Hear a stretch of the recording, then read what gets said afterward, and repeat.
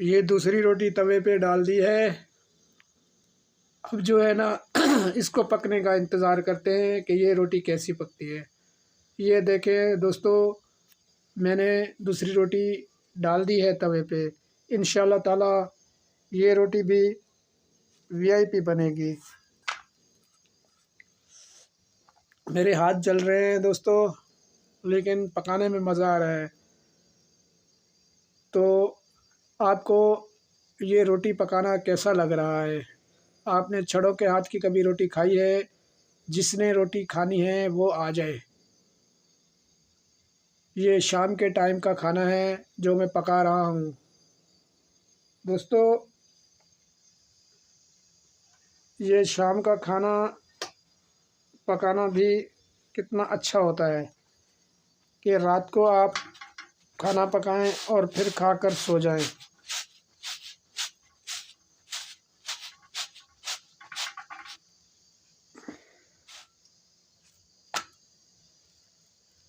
ये देखें दोस्तों, ये रोटी पककर तैयार होने वाली है। तकरीबन 1 मिनट भी नहीं लगा इसको रोटी को पकने में। अब ये रोटी पकाने के बाद मैं आपको सालन बनाना है, गोभी का सालन खिलाऊंगा जो शायद आपने कभी खाया हो। दोस्तों, इतना वीआईपी सालन मैं पकाता हूँ। अपने मुंह मियाँ मिट्ठू बनना अच्छी बात नहीं है, लेकिन कभी आप इस तरह का सालन बनाकर खा कर देखें तो इंशाल्लाह ताला आपको पता चल जाएगा कि आपने वाकई ये खाना खाया होगा। ये रोटी तकरीबन पककर तैयार हो चुकी है। अब ये तकरीबन 10-20 सेकंड में रोटी तैयार हो जाएगी। तो चलते हैं सालन पकाते हैं। आप ये देख रहे हैं मैं प्याज भून रहा हूँ।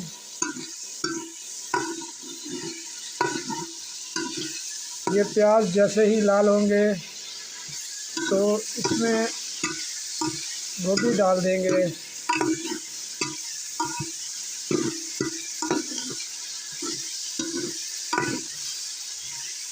और अभी ये प्याज ब्राउन नहीं हुए, मैंने अभी शुरू किए हैं तो इसमें थोड़ा सा टाइम लगेगा। फिर इसमें लाल मिर्च डाली जाएगी जो कि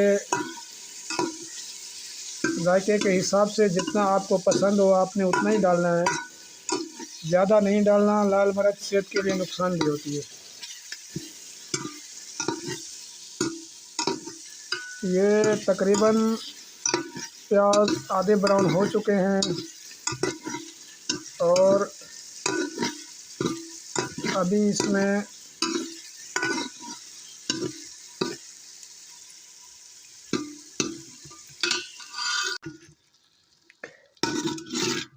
ये दोस्तों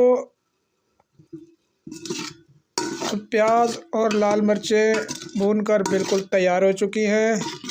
और अब इसमें गोभी डालते हैं जो कि ये मैं धोकर डाल रहा हूँ।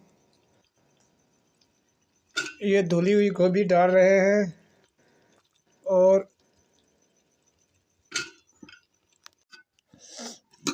प्यारे बहन भाइयों, मैंने गोभी धोकर इसमें डाल दिया है और अब इसको अच्छी तरह भून रहा हूँ।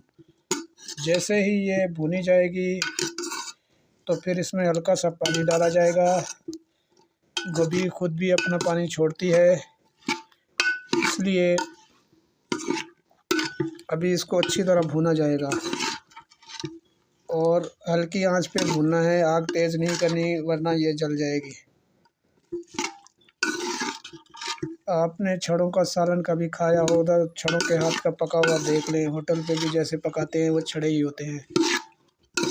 तो इंशाल्लाह ताला आपको इस सालन में बहुत मज़ा आएगा कि आप मान जाएंगे कि वाकई ये सालन पका हुआ है। तो दोस्तों, जितनी देर ये गोभी भूनती है तो फिर हम तकरीबन 5 मिनट के बाद वापस आते हैं अदरक और लहसुन मैंने काट कर डाल दिया है और अब इसको मैं अच्छी तरह कूटूँगा और कूटने के बाद इसको गोभी के सालन में डाल देना है। अदरक और लहसुन सालन में होना ज़रूरी है। ये हमारे जिस्म में दर्दों को, बदहज़मी को और पेट में दर्द, अफारा वगैरह और खाने का हज़म ना होना और जोड़ों का दर्द और बहुत सी बीमारियों में अदरक और लहसुन फ़ायदा देता है। ये हर सालन में कूट के आप डाल सकते हैं और अदरक तो वैसे भी आप सालन में कच्चा खा सकते हैं। ये बेहद फ़ायदेमंद होता है। ये अदरक अच्छी तरह कूट कर मैंने तैयार कर लिया है। अब ये अदरक हमने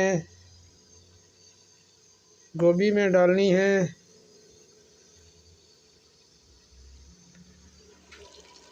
ये गोभी के सालन में अदरक डाल रहे हैं और अब ये तकरीबन 15 से 20 मिनट में तैयार हो जाएगा। ये देख रहे हैं, ये गोभी का सालन बिल्कुल ही तैयारी के मराहिल में है और इंशाअल्लाह ताला